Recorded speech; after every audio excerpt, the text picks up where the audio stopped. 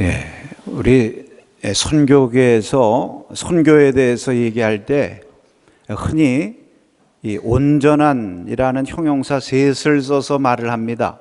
영어로 whole, 온전하다, 전체 이런 뜻이 있죠. 그것이 무엇인가 하면 온전한 복음, whole gospel이라고 그래요. 또 온 세상, whole world, 온 교회, whole church. 선교란 무엇인가? 선교란 온전한 복음을 온 세상에 전하는 온 교회의 사명이다, 이렇게 말하는 것입니다. 온전한 복음이라고 하는 것은 우리가 믿고 전하는 복음은 전인 구원의 복음, 그래서 우리의 영혼을 구원하고 또 우리의 몸과 마음도 치료하고 또 우리의 관계, 사회적인 삶도 회복시키는 그러한 온전한 구원의 복음이라는 그런 말씀이죠. 온 세상이라고 하는 것은 글자 그대로 모든 족속, 열방을 말하는 것이고, 온 교회의 사명이라고 하는 것은 이 선교라는 것이 무슨 선교사들이나 또는 전문 사역자들, 목회자들만의 일이 아니라 또는 무슨 선교단체 임원들의 일만이 아니라 우리 모든 성도들에게 주신 주님의 부르심이요 사명이다, 이런 말씀인 것입니다. 오늘 이 본문의 말씀은 이 선교의 아주 중요한 본문입니다. 누가복음이 선교복음이라고 하죠.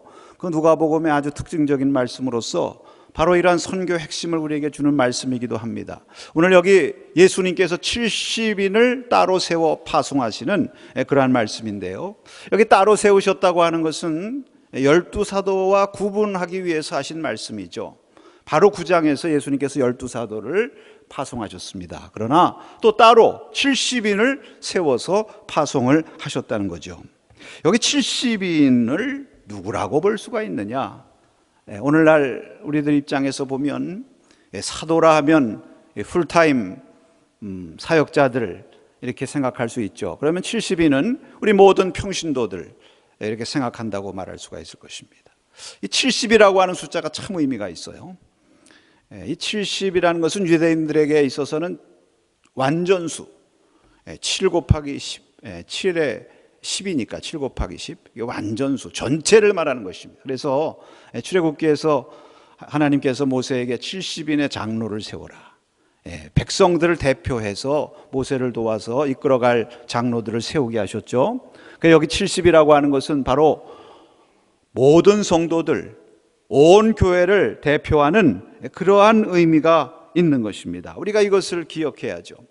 여기 또 70이라고 하는 숫자의 중요한 의미를 성경에서 볼 수 있는데요, 이 유대인들은 70을 가리켜서 온 땅의 모든 나라를 뜻한다고 보았던 것입니다. 흥미있는 것은 여러분 창세기 10장에 보면 노아에 대해 홍수 이후에 하나님께서 이제 노아와 계약하시고 그 후손들을 통해서 새로운 열방을 이루시지 않습니까? 근데 거기 10장에 여러 나라들 나와요. 셈과 함과 야벳의 자손들. 근데 다 세어보면 70입니다. 그래서 야벳 족속이 14, 함 족속이 30, 셈 족속이 26 이래가지고 딱 70이거든요. 이게 열방을 말하는 거예요. 온 세상. 그러니까 오늘 여기 70인의 제자를 파송하셨다고 하는 것은 이 모든 성도들을 온 땅에 파송하셔서 주님의 복음을 전하게 하셨다. 이게 참 이 누가가 말입니다. 이 평신도 의사, 전문인 선교사 아닙니까? 그러니까 그 참 누가답게 이렇게 하나님께서 물론 사도들도 세우셨지만 또 우리 모든 성도들을 대표해서 70인을 세우셔서 온 땅에 복음을 전하도록 온 교회를 세우셨다. 여기 뒤에 예수님께서 하신 이 말씀 여기 보면은 화했을진저 고라시나 화했을진저 벳세다야 너에게 행한 모든 권능을 두로와 시온에서 행하였더라면 그들이 벌써 베옷을 입고 재에 앉아 회개하였으리라, 이런 말씀이 있거든요. 그러니까 이 70인의 선교사를 파송하시면서 두로와 시돈에 대해서 언급하세요. 여러분, 두로와 시돈은 이방 지역이거든요. 그러니까 이방 지역에도 복음이 전파된다. 심지어는 고라신, 벳세다, 또 가버나움과 같은 유대의 본토, 이 본 땅보다도 오히려 이방 사람들이 더 복음을 잘 받아들이게 될 것이다, 이런 예언의 말씀까지 하고 계신 거예요. 실제로 그렇게 이루어지지 않았습니까? 유대인들이 복음을 받아들이지 않고 이방 사람들이 더 받아들이고, 사실 성경적으로 보면 저와 여러분들도 다 이방 사람들이죠. 이렇게 하나님의 온 족속들이 자녀가 되었으니 이런 역사를 오늘 말씀하시는 거죠. 그러니까 여기 70인이 가서 하는 일, 무슨 일입니까? 12사도와 똑같아요. 하나님 나라 복음 전파하고 또 병든 자들 고쳐주고 귀신 쫓아내고요. 이게 전인 구원의 복음입니다. 하나님 나라 복음을 전해서 영혼 구원하게 하고요. 또 몸과 정신을 고쳐요. 귀신을 쫓아냈다는 것은, 여러분, 귀신이 들면 관계가 깨지지 않습니까? 우리가 누구 아프면 찾아가도 귀신 들린 사람은 피하잖아요. 그러니까 이 사회적인 관계도 회복시켜 주신다. 이게 전인 구원이거든요. 그러니까 여러분, 오늘 이 말씀 잘 보면 서두에 말씀드린 이 온전한 복음을 온 세상에, 온 백성들, 모든 성도들을 통해서 전하게 하셨다는 이 귀한 메시지를 오늘 저와 여러분에게 주고 계신 것입니다. 자, 우리가 이것을 기억하면서 특별히 오늘 예수님께서 이 70인의 제자를 파송하시는 가운데 아주 하라고 특별히 강조해서 하신 말씀이 있는데요, 그것이 오늘 2절의 말씀입니다. 오늘 한번 2절의 말씀을 같이 봉독하겠습니다. 이르시되 추수할 것은 많되 일꾼이 적으니 그러므로 추수하는 주인에게 청하여 추수할 일꾼들을 보내어 주소서 하라. 여러분, 사실 본문을 이렇게 잘 보면요, 1절에 보내시며 이렇게 끝나잖아요. 그러니까 자연스럽게 연결되려면 3절로 가는 게 맞죠. 보내시며 이르시되 갈지어다, 가라, 이렇게 연결돼야 맞는데 그 사이에 이 2절을 끼워 넣는 것처럼 예수님이 말씀하셨어요. 그 왜 그러셨을까요? 이 말씀이 중요하단 말입니다. 예수님 보실 때는 가는 것도 중요하지만 가기 전에 이 말씀이 중요한 거예요. 일꾼을 보내어 주소서 하라.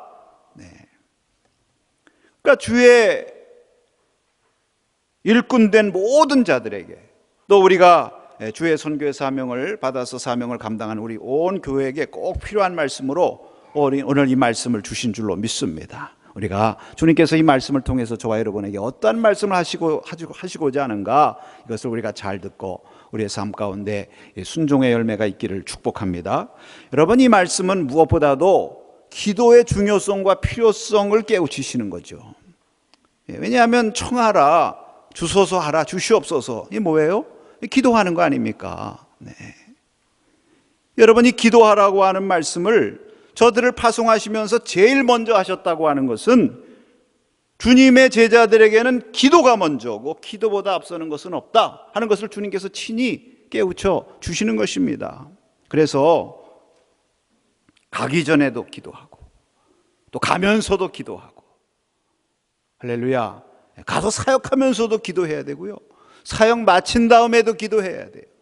쉬지 않고 끊임없이 기도해야 되는 것입니다. 여러분, 갈지어다 이렇게 말씀하기 전에 주소서 하라, 청하라, 기도하라 이렇게 말씀하신 것은 기도하고 나가라는 말이죠. 아무리 가는 것이 급해도 그 전에 기도 없이 가서는 안 된다. 우리가 아무리 급한 문제들이 있고 아무리 해야 될 어떤 일이 있다 할지라도요, 여러분, 그것을 먼저 하나님 앞에 놓고 구하고 기도하는 것이 주의 일꾼된 자의 모습이고 우리 성도들의 참 갈바다, 그런 말씀이에요. 믿습니까? 그런데 누구나 사실 그러는 거 아니죠. 뭐 성도라고 다 그러는가? 여러분, 구약 역대기에 보면요, 거기 세 종류의 사람이 나옵니다. 첫째는 사울과 같은 사람인데요, 이는 하나님 앞에 구하지 않는 사람이에요. 구할 위치에 있음에도 불구하고, 왕이면 구해야 되잖아요. 구하지 않아요. 그 역대하 10장 14절에 보니까 그가 여호와께 묻지 아니하였으므로 여호와께서 그를 죽이시고 그 나라를 이새의 아들 다윗에게 넘기셨도다. 하나님 앞에 구하지 않음으로 말미암아 그가 블레셋과의 전쟁에서 죽임을 당했다. 근데 여러분, 구하지 않는 사람은 어떤 운명이 되느냐 하면 그에게 주셨던 것을 다른 사람에게 넘기신다는 거예요. 다윗에게 넘기셨도다. 일만 잘한다고 되는 거 아니죠. 구해야 돼요. 그래 하나님께서 끝까지 그 일을 감당할 수 있도록 주님 책임져 주시는 줄로 믿습니다. 두 번째, 다윗과 같은 사람이 있습니다. 여러분, 다윗은 어떤 사람이냐면 모든 일에 먼저 하나님 앞에 구하고 물은 사람이에요. 이것이 다윗의 승리의 비결이에요. 예를 들면 블레셋이 쳐들어옵니다. 그러니까 다윗이 하나님 앞에 먼저 물었다고 그랬어요. 주여, 나가서 싸우리이까? 주님께서 저들을 내 손에 붙여 주시겠습니까? 주님이 그래 나가서 싸우라. 저들을 내 손에 붙였느니라. 아멘하고 나가서 싸우고 또 쳐들어왔어요. 이번에 또 물어요. 그러니까 이번에 하나님께서 또 다르게 말씀하세요. 나가서 맞서 싸우지 말고 뒤로 돌아서서 기습을 해라. 하나님이 참 세심하신 것 같아요. 그러니까 또 그 순종해서 따라하십시다. 다윗이 여호와의 명대로 행하여, 여호와의 명대로 행하여, 이게 중요한 거예요. 그래서 그 말씀대로 그대로 나갔을 때 하나님께서 복병을 일으켜서 이기게 하셨다. 여러분, 이거 보면요, 다윗의 길은 무슨 길이냐? 하나님 앞에 먼저 구하는 길이에요. 이스라엘 역사를 보면 이 다윗의 길대로 갔는가 안 갔는가 이걸 가지고 이제 열왕들을 평가하는데, 역대하 17장 이하에 보면 여호사밧 왕에 관한 말씀이 나옵니다. 17장 3절에서 4절 말씀을 한번 같이 읽어보겠습니다. 여호와께서 여호사밧과 함께 하셨으니 이는 그가 그의 조상 다윗의 처음 길로 행하여 바알들에게 구하지 아니하고 오직 그의 아버지 하나님께 구하며 그랬어요. 오직 하나님께 구했다. 그래서 여호사밧도 다윗과 똑같이 모압, 암몬, 마온 연합군들이 쳐들어왔을 때에 자기 군대 있어요. 그 앞장에 보니까 도하 116만 명이에요, 군대가. 또 북이스라엘하고는 사돈 관계예요. 그 당시 북이스라엘이 아합 왕이 악하긴 했어도 군사력은 강했거든요. 그러니까 얼마든지 사돈 나라에 부탁할 수도 있어요. 그런데 그렇게 구하지 않고 하나님 앞에 여호와께로 낯을 향하여 그에게 구하고 백성들에게 다 구하라고 기도했을 때 하나님께서 놀라운 방법으로 이길 수 있도록 역사해 주신 줄로 믿습니다. 그러니까 하나님께 구하는 사람, 다윗이 어디로 가든지 이기고 어디로 가든지 승리할 수 있었던 비결이 하나님 앞에 구한 데 있었다. 그런데 세 번째로 어떤 사람이 있느냐 하면 아사왕과 같은 사람이 있어요. 이 아사왕은 처음에 왕이 돼서는 하나님 앞에 잘 구합니다. 백성들에게도 하나님을 찾으라 그러면 만나 주시리라. 그런데 말년에 뒤로 가서는 성경에 보니까 하나님께 구하지 않고 사람에게 구했다 그랬습니다. 그래서 이스라엘이 쳐들어오거든요. 그러니까 하나님 앞에 기도해야 되는데 아람 나라 왕에게 도움을 청해요. 그러니까 선견자 하난이라는 사람이 어떻게 사람에게 구할 수가 있습니까 하고 책망하니까 또 옥에 갖다 가둡니다. 마지막에는 병들어 죽게 되었는데 하나님께 구한 것이 아니라 의원들에게 구하였다고 그랬거든요. 그리고 죽었다 그랬습니다. 여러분, 살고 죽는 것이 문제가 아니에요. 왜? 죽는 것은 다 죽는 것이니까. 문제는 하나님께 구하지 않다가 죽었다. 이게 문제죠. 여러분, 세 종류의 사람, 사울과 같이 하나님께 구하지 않은 사람, 다윗과 같이 하나님께 변함없이 구한 사람, 그리고 아사왕처럼 처음에는 구했는데 처음엔 열심히 기도하고 뜨거웠는데 점점 기도하지 않고 기도에 열심히 식어진 사람. 여러분, 우리가 어디에 속하는 것입니까? 한번 자신을 돌이켜보고 오늘 주님께서 말씀하시는 것은 너희가 먼저 기도하고 구하는 사람이 되라. 끝까지 기도해야 된다. 이렇게 말씀을 하는 것입니다. 여러분, 왜? 기도 없이는 안 되는 거예요. 기도 없이는 안 되는 거예요. 선교학에서 이런 얘기를 하죠. 기도란 선교를 위한 보조 수단이 아니라 선교 자체다. 따라하십시다. 기도는 선교 자체다. 맞아요. 여러분, 이건 늘 함께 가는 겁니다. 왜? 초대교회 사도행전의 초대교회 보세요. 선교하는 교회면서 기도하는 교회고요. 또 기도하는 교회니까 선교하는 교회예요. 기도하면 또 주님의 일이 보이거든요. 선교 열심히 하게 되죠. 그래서 열심히 합심해서 기도했을 때 성령 강림의 충만을 받게 되고, 또 성령 강림 받으니까 나가서 또 복음 전하면서 열심히 선교하게 되고, 또 선교 현장에서 선교하다 보니까 뭐 배척도 받고 오게 갇히기도 하고, 또 영적인 싸움도 싸워야 되고, 그러니까 또 합심해서 기도하게 돼요. 여러분, 우리가 주님의 일꾼으로서, 주님의 교회로서 이 거룩한 사명을 받았을진데, 우리가 먼저 기도하고 먼저 기도로 무장하는 우리 재단 돼야 될 줄로 믿습니다. 보내어 주소서 하라 그랬어요. 주님께서. 하라는 것은 명령형입니다. 여러분, 이거 해도 되고 괜찮은 거예요? 안 해도 되고 괜찮은 거예요? 꼭 해야 되는 거예요, 여러분. 이거는 우리가 흔히 주님의 선교 명령 그러면 가라, 이것만 우리가 생각하고 가라는 명령에 순종하기 위해서 우리가 열심히 선교하죠. 그런데 갈지어다 이렇게 명령하시기 전에 뭐라고 먼저 명령하셨느냐? 보내주소서 하라. 여러분, 주님의 명령은요, 선교 명령은 가라는 명령만 있는 게 아니에요. 그 전에 무슨 명령이 있습니까? 기도해라. 선교를 위해서 기도해라. 일꾼들 위해서 기도해라. 믿습니까? 우리가 먼저 기도하는 일을 게을리해서는 안 될 줄로 믿습니다. 우리의 신앙 모든 삶이 마찬가지죠. 우리가 살아가는 일에 있어서도 우리가 늘 하나님 앞에 기도하는 생활. 제가 어느 한 권사님 신방을 갔는데 그분께서 그러한 간증을 하세요. 자기가 이제 어느 사업장에서 임대를 해서 사업을 하는데 그 임대 계약이 끝나가지고 다시 재계약을 해야 됩니다. 그런데 주인이 다른 사람이 돈을 더 많이 준다고 그랬는지 자기하고 계약을 하지 않고 그 사람한테 주려고 한다는 거예요. 근데 꼭 이 자리에서 계속 일을 해야 되겠는데 고민이 이만저만이 아닌 거예요. 이거 어디를 가서 또 새로운 데를 찾아야 되나, 아무래도 대안이 보이질 않아요. 그게 답답해가지고 하나님 앞에 새벽 기도에 나와가지고 하나님 앞에 기도를 하는데, 어느 날은 하나님 앞에 나와서 기도하는데 하나님께서 정신을 맑게 해주시더니 지혜를 주시대. 그러면서 이런저런 생각이 떠오르게 하면서 가서 그 사람에게 이렇게 말하고 이렇게 행동해라. 그래가지고 얼른 적었대요. 그 적어가지고 그 사람 만나가지고 가서 그대로 말하고 그대로 이렇게 했더니 그 사람이 또 마음이 변했는지 그 말을 듣더니 당신하고 재계약하겠다고. 할렐루야.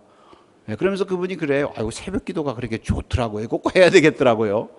근데 문제 해결되니까 잘 안 나오더라고요.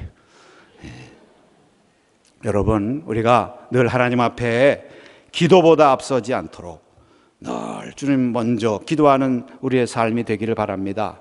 우리는 신앙 생활하는 거거든요. 일반 생활하고 좀 다른 거예요. 신앙 생활. 우리는 일을 해도 일반 일을 하는 것이 아니라 주의 일을 하는 거거든요. 그러니까 주의 일, 신앙 생활이기 때문에 이것은 기도로 하는 거예요. 세상 일이라는 거, 세상의 삶은 우리의 지혜와 우리의 지식과 우리의 능력 가지고 살지만 주님께서 지혜와 주님께서 주시는 능력을 힘입어서 할 때에 우리가 이 일을 감당하고 승리하게 될 줄로 믿습니다. 그래서 주님 말씀하시는 거예요. 따라하십시다. 일꾼은 기도꾼이다. 기도하는 자가 일할 수 있고 일하는 자가 기도하게 된다. 할렐루야.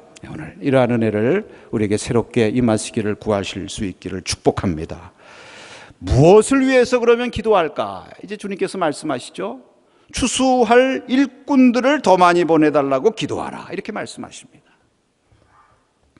여러분, 우리가 기도할 제목 참 많죠.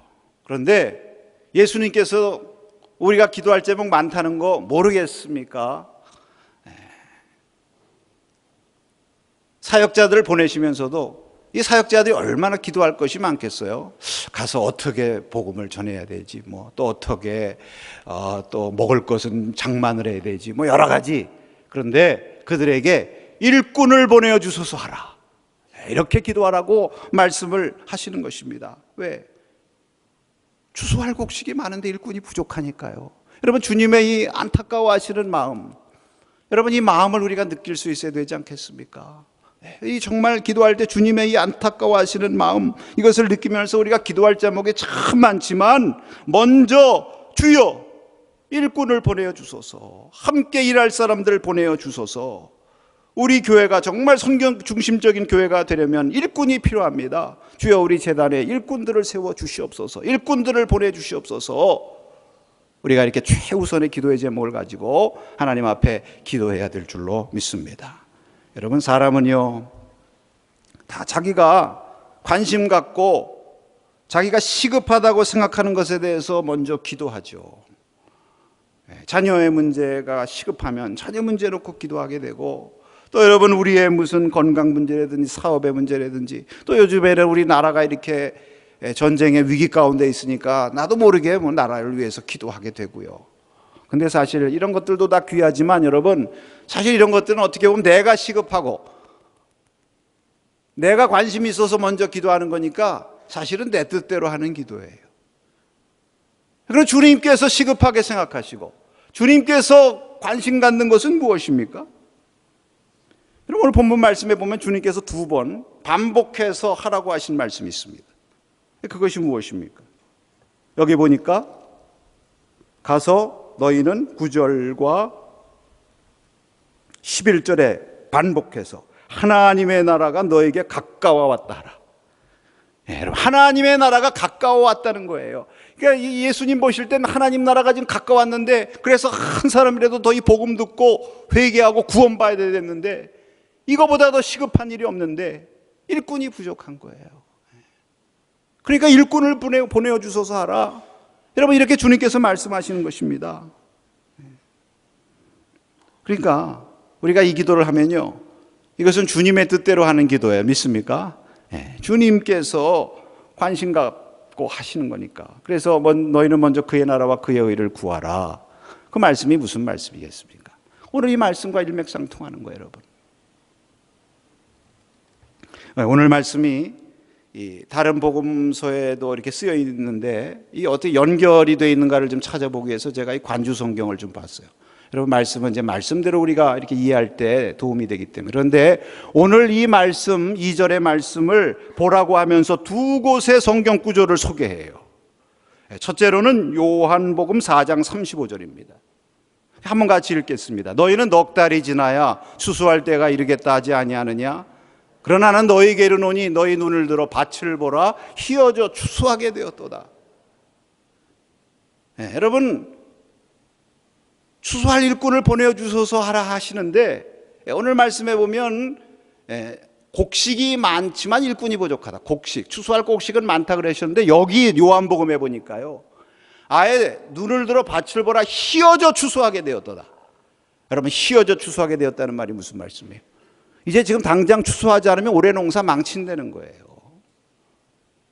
그 자기 밭에 곡식이 다 지금 추수할 때가 됐는데 그 내버려 두면 망치겠다 하면 어떻게 하겠습니까? 그 주인이 다른 거 생각 하나도 안 하고 어떻게든지 막 가능한 한 많은 일꾼들을 사서 그거 빨리 추수해서 걷어들이지 않겠어요? 뭐 우리 회사가 예를 들면 지금 막 부도 직전이다 그런다면은 뭐 다른 거 생각하지 않고 빨리 급전이라도 돌려서 회사를 살리려고 하지 않겠어요? 여러분, 찬송가 500장에 보면 물 건너 생명줄 던지어라. 형제 빠져간다. 형제가 만약에 물에 빠졌다고 하면은 그 형제를 향해서 우리가 뭐 위로의 메시지를 전하고 힘내라고 그래야 되겠습니까? 아니죠. 생명줄 던져서 빨리 건져내야죠. 믿습니까? 그런 마음으로 기도하라. 일꾼을 위해서 기도하라. 우리 주님 말씀하시는 거 아니에요? 또 한 곳을 이렇게 보니까 마태복음 9장 37절에서 38절. 여기 똑같은 말씀이 있는데 오늘 2절과 똑같은 말씀. 근데 여기는 맥락이 좀 달라요. 맥락. 이게 어떤 맥락에서 말씀하시느냐? 12제자를 부르시기 전에 이 말씀을 하셨어요. 많은 무리들이 자기에게 돌아오는 것을 보시고 그 무리를 보시니까 너무 불쌍해요. 그래서 목자 없는 양과 같이 기진하고 고생하는 그 모습들을 보시면서 이에 제자들에게 이르시되 추수할 곡식은 많대 하고서 이 말씀을 하시는데요. 이 말씀을 하시면서 꼭 뭐라고 말씀하시느냐 하면 이렇게 목자 없는 양과 같은 영혼들이 많은데 너희들이 저들을 위해서 복음 전할 일꾼이 돼야 되지 않겠느냐? 그런 마음으로 기도해야 되지 않겠니? 일꾼을 보내달라고. 바로 이어서 12제자를 부르시는 거예요. 여러분, 우리가 일꾼을 보내주셔서 하라 이렇게 기도할 때는 하나님 다른 일꾼들 보내주세요 이런 기도도 해야 되겠지만 주님 일꾼이 부족하니 나부터 이 주님의 거룩한 사명을 위해서 쓰임받게 나에게 힘과 은혜와 지혜와 사명감을 주세요. 이런 기도를 우리가 해야 될 줄로 믿습니다. 여러분, 우리도요 주님처럼 때로는 일꾼이 없다는 것 때문에 안타까워할 때가 있죠. 우리 교회 일꾼이 참 부족해. 일꾼 좀 더 있었으면 좋겠어. 우리 직장, 우리 회사에 참 일꾼이 부족하네. 좀 더 좋은 일꾼들이 있었으면 좋겠는데. 그러나 여러분, 주님 말씀하십니다. 한탄하기에 앞서 먼저 기도해라. 정말 일꾼이 부족하다고 생각되면 먼저 기도해라. 내 자신부터 일꾼으로 쓰임받기를 위해서 기도해라. 할렐루야. 목사님, 저는 일꾼 되고 싶어도 어떻게 일꾼 돼요? 어떻게 내가 나가서 선교해요? 여러분, 우리가 추수할 일꾼이라고 그래가지고 다 선교사로 나가고 다 현장에 가서 일해야 하면 우리가 추수할 일꾼입니까? 하나님께서 다양한 방법으로 쓰시잖아요. 믿습니까? 다양한 방법으로 쓰시는 거예요. 사도 바울께서 나는 심었고 아볼로는 물을 주었으되 거두시는 분은 하나님이시다. 다 우리는 하나님의 동역자다. 그러니까 사도 바울처럼 꼭 현장에 가서 씨를 뿌려야만 그게 동역자냐? 물 주는 사람, 뒤에서 물 주고 후원하고 이런 사람도 동역자고요. 여러분, 사도행전 12장 5절에도 보면요, 여러분, 이 12장 5절 말씀 참 중요한 말씀입니다. 한번 같이 읽겠습니다. 이에 베드로는 옥에 갇혔고 교회는 그를 위하여 간절히 하나님께 기도하더라. 여기 보니까 베드로와 교회가 나오잖아요. 베드로는 물론 현장에 가서 복음 전하다 지금 옥에 갇힌 선교사예요. 일꾼이에요. 추수하는 일꾼. 그러면 베드로만 일꾼이냐? 교회, 그를 위해서 간절히 하나님 앞에 기도하는 교회도 똑같은 하나님의 동역자이기 때문에 같은 절에 말씀하시는 거예요. 믿습니까? 그러니까 우리가 열심히 온 교회가 함께 기도하는 것도 주님의 동역자로 쓰임받는 거예요. 중요한 것은 따라하십시다. 관망자가 되지 말고 참여자가 됩시다. 문제는요, 어떤 방법으로도 우리가 쓰임받을 수 있는데 대개가 관망자라는 거예요. 그런 얘기도 있잖아요. 어떤 단체를 먹여 살리는 것은 10%다. 좀 낮게 봐주면 20%다. 이게 무슨 얘기냐? 대개가 다 이 관망자다. 오늘 주님께서 저와 여러분을 향해서 부르십니다. 너희는 이제 나의 동역자가 되라. 추수할 일꾼이 부족하다. 우리 주님께서 오늘 말씀하십니다. 여러분, 우리가 사는 이 세상 너무 일꾼들이 부족하죠. 우리나라도 이제는요, 교회도 그렇고 참 일꾼들이 이제는 많다고 할 수 없는 시대가 점점 되고 있어요. 우리나라만이 아닙니다. 미국이나 유럽이나 이런 기독교 국가들이 다 지금 일꾼들이 부족하고요. 신학교가요, 우리나라에서 학생들이 유학 가거나 중국이나 이 아시아 남미 이런 데서 유학 안 오면요, 신학교 운영들이 안 돼요. 저 일본만 건너가도 복음화율이 1% 미만이지만 목회자들은 더 많이 부족해요. 그 다음 세대들이 또 안 세워지다 보니까 다 목회자들이 너무 연세들이 많고 머리 하얀 분들이 목회하시고요. 제가 어느 사이트에서 읽었는데 목회자가 없는 교회가 8,000개라고 그러고요. 앞으로 더 많이 늘어나겠죠. 은퇴하지 말라고. 목회자가 없으니까 은퇴하지 말라고. 중국에 가보면요, 여러분, 중국은 또 교인은 비공식적으로 1억 명도 넘는다고 그러는데 그 성에 신학교 하나 딱 있어요. 여러분, 곤명 그 운남성만 해도 우리나라 땅덩어리보다 크고 인구도 더 많은데 신학교 딱 하나 있거든요, 공식적으로. 근데 그 신학교 인원도요, 딱 정원이 제한되어 있습니다. 그 왜 그러냐? 정책적으로 제한하는 거예요. 거기 사회주의 국가니까. 그러니까 성도들은 많은데 목회자가 없으니까 이단들이 판치는 거예요. 그래서 할 수 없이 사역자들이나 또 이런 일반 교회 선교회 마인드가 있는 분들이 말입니다, 이렇게 젊은이들 모아놓고, 소수 부족에서 모아놓고 성경학교 가르치고 열심히 말씀 가르쳐서 그들을 목회자로 보내고 이런 일을 하고, 그 서성교회에서 베델 성경학교도 그런 거룩한 사명을 지금 감당하고 있는 줄로 믿습니다. 여러분, 이렇게 지금 일꾼이 부족한 이런 때에 주님께서 우리에게 말씀하십니다. 우리가 열심히 기도해야 되지만 무엇보다도 일꾼을 보내어 주소서 하라. 여러분, 이제 때가 얼마 남지 않았어요. 왜 우리가 이 문제를 위해서 더 간절히 기도해야 되느냐? 추수가 기한이 있기 때문입니다. 영원토록 할 수 있는 게 아니에요. 오늘 여기 말씀해 보니까 12절에 그날이라는 말씀이 나오고요. 13절에 가서 보니까 심판의 때에, 심판의 때에 두로와 시돈이 너희보다 견디기 쉬우리라. 그날 심판의 때라고 하는 것은 이제 끝날 때가 온다는 거예요. 이제는 전도하고 선교하고 싶어도 못할 때가 온다. 회개도 그렇습니다. 지금 그래도 회개할 수 있는 때가 있다는 것이 감사해요. 어느 순간 되면 회개하고 싶어서 회개도 못해요. 회개할 수 있을 때 열심히 회개할 수 있기를 축복합니다. 이것도 축복 아니에요. 아직도 회개할 기회가 있다. 네. 여러분, 이러한 기한이 있기 때문에 우리가 이렇게 종말의식을 가지고 정말 주님 다시 오심을 준비하는 자일수록 더 열심히 우리가 복음을 전하고 더 열심히 복음의 일꾼들을 위해서 기도하는 우리 교회, 저와 여러분이 되어야 될 줄로 믿습니다. 기도할 제목이 많지만 오늘 주님께서 가장 시급하게 여기시는 일꾼을 보내어 주소서 하라, 이 문제를 가지고 우리가 기도해야 돼. 우리 교회가 일꾼을 세우는 교회, 일꾼을 보내는 교회가 되게 해 주시옵소서. 우리 민족이 영적 제사장 나라로 쓰임받는 이 민족 되게 해 주시옵소서. 나부터 섬기고 나부터 쓰임받고 헌신하게 주시옵소서. 기도할 때에 주님께서 일꾼들을 보내주시고 우리에게 감당할 수 있는 힘과 능력 주시고 우리에게 새로운 부흥의 역사 주실 줄로 믿습니다. 이 믿음 가지고 주님 앞에 기도하기를 원하면 아멘 하시기 바랍니다. 찬송가 511장, 예수 말씀하시기를 누가 오늘 일할까, 곡식이고 거둘 때에 누가 추수하리요.